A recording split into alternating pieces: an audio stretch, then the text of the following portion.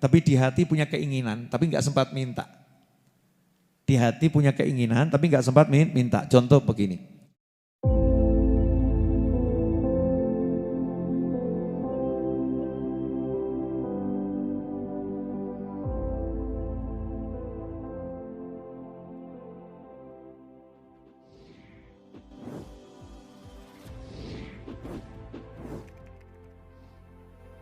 Orang yang sibuk berzikir dan sibuk baca Al-Quran sampai nggak sempat minta akan diberi oleh Allah Ta'ala sesuatu yang lebih utama daripada orang yang minta-minta.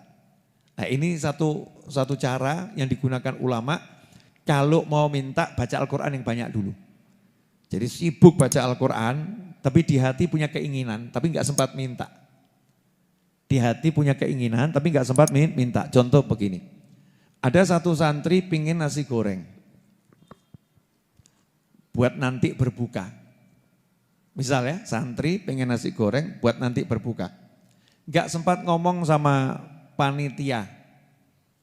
Tapi dia sibuk ya membantu Pak Yainya. Nyapu, ngepel dan lain sebagainya. Sibuk bantu. Dia gak sempat ngucap tapi di hatinya ada keinginan pengen nasi goreng. Loh Yainya tahu ini dia sebetulnya pengen nasi goreng ini. Tapi gak sempat minta. Sibuk dia bantu saya. Gak sempat minta. Maka Yainya bilang sama bagian-bagian yang masak, kasih dia nasi goreng, kasih dia ayam goreng, kasih dia ayam bakar dan lain sebagainya. Kenapa? Dia sibuk memuaskan saya sampai nggak sempat minta sama saya.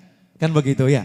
Nah begitu pula orang yang sibuk ya baca Al-Quran, punya pengen nikah, pengen nikah.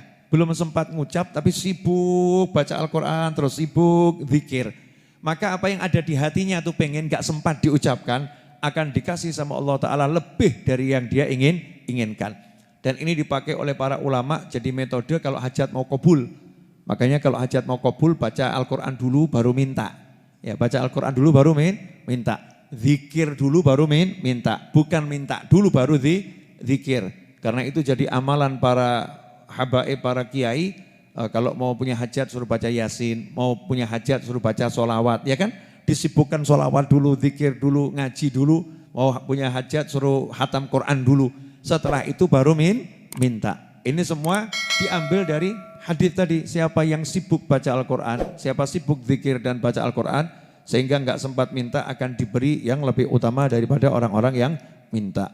Kemudian Sayyidina Ali karramallahu wajhah menyatakan siapa yang membaca Al-Quran dalam keadaan berdiri di sholat.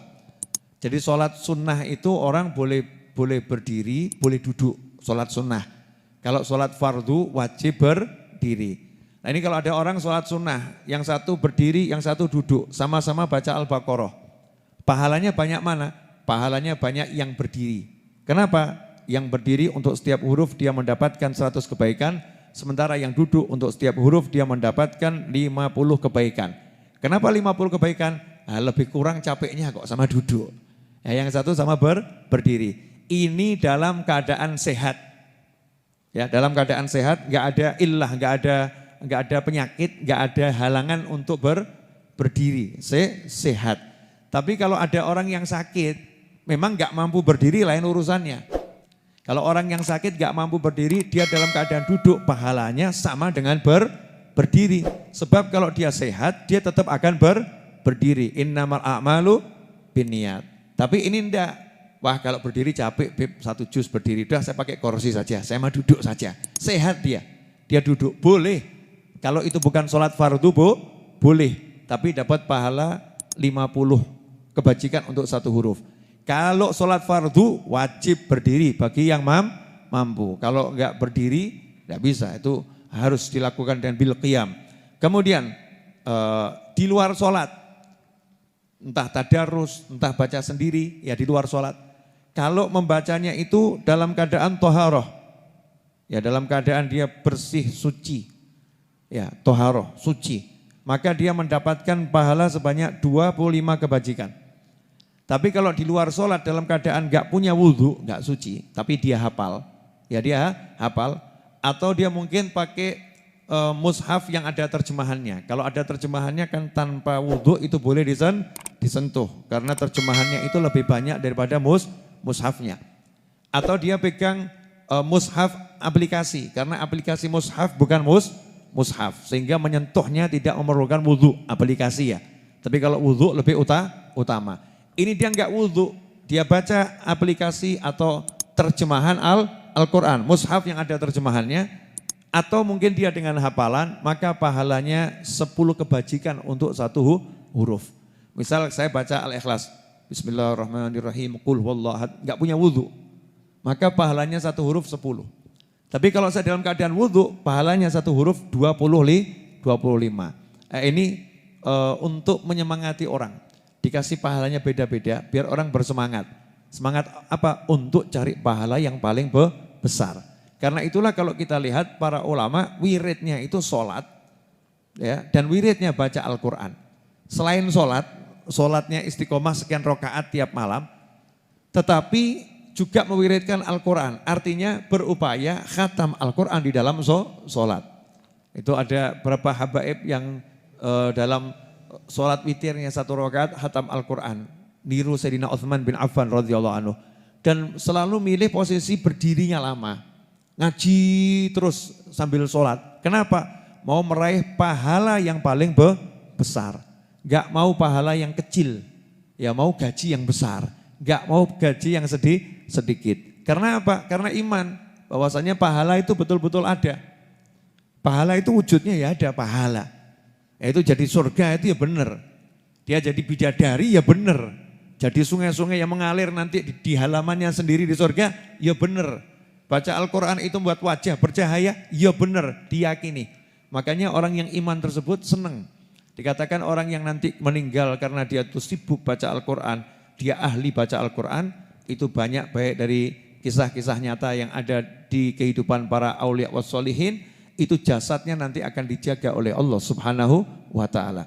Jasadnya ya, termasuk ada satu karohmahnya seorang ulama, itu satu hari hatam Al-Quran 6 di siang hari, 6 di malam hari. Jadi satu hari hatam Al-Quran 12 kali. Ketika meninggal dunia kemudian dimakamkan, saat jenazahnya dimasukkan ke dalam liang lahat, baru mau ditimbun oleh tanah, oleh pasir, itu jasadnya sudah menghilang. Jadi cuma tinggal kain kafannya, langsung hilang. Ojo mbok takok kok iso gitu ya. Kok bisa kemana jasadnya? Dibawa Allah kemana? Wallahu a'lam. Ya dibawa ke surganya Allah Ta'ala atau jasadnya sama Allah dipindah kemana? Saking mulianya ya, saking mulianya. Itu termasuk diantaranya. Dan berapa banyak para kiai yang ahli Quran, ya saat meninggal dunia setahun kemudian, 2 tahun kemudian tiba-tiba ada hujan deras, ya makamnya tanahnya turun, ya tanahnya tuh turun, kemudian tersingkap, ya tersingkap itu bahwasanya kain kafannya masih putih bersih dan masih utuh semuanya. Karena apa? Karena orang tersebut memuliakan Al-Quran. Karena betul-betul suka membaca Al-Quran. Nah, mumpung kita di bulan suci Ramadan, yuk kita paksakan diri kita untuk banyak baca Al-Quran. Dipaksakan. Kalau nggak dipaksakan nanti kita nggak akan bisa. Kenapa nggak akan bisa? Karena sebelum Ramadan sudah al-malesu wal kesedu. Ya, di bulan Sya'ban kita malas, di bulan Rajab kita malas. Ya, ini di bulan Ramadan ya kita paksakan. Mumpung nafsunya udah dilemahkan dengan lapar dan dahaga, sehingga gampang disetir, ya gampang disetir. Kuda binal itu kalau nggak dikasih makan kan lemes. Nah kalau udah lemes kan disetir kan mudah. Sambil dikasih tahu, saya kasih makan tapi syaratnya ini ya. Saya kasih makan syaratnya ini. Dijinakkan nafsunya, sehingga nafsunya nurut. Boleh ya kopi 1 cangkir tapi 2 jus. Nah ini namanya ada dialog ya bersama nafsu. Secangkir kopi tapi 2 jus. Setelah itu martabak 3 iris ya. Nah, habis martabak 3 iris tambah 2 jus lagi. Ini boleh dialog sama nafsu seperti itu. Agar nafsunya bisa diajak kerjasama untuk taat pada Allah Subhanahu wa ta'ala.